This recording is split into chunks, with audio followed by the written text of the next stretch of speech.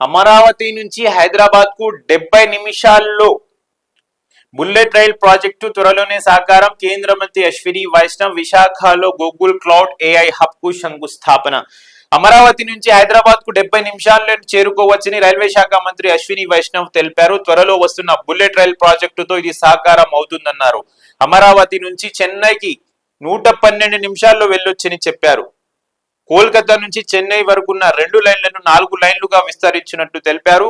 Container సరుకు రవాణా రైళ్లతో పాటు మరో 500 రైళ్లతో ఈ ప్రాంతాన్ని అనుసంధానం చేస్తామన్నారు. విశాఖలోని Google cloud India AI hub శంకుస్థాపనలో మంగళవారం పాల్గొన్న సందర్భంగా ఆయన ఈ విషయాలు తెలిపారు. జూన్ 1న దక్షిణ కోస్తా రైల్వే జోన్ ను అధికారికంగా నోటిఫై చేయబోతున్నారు.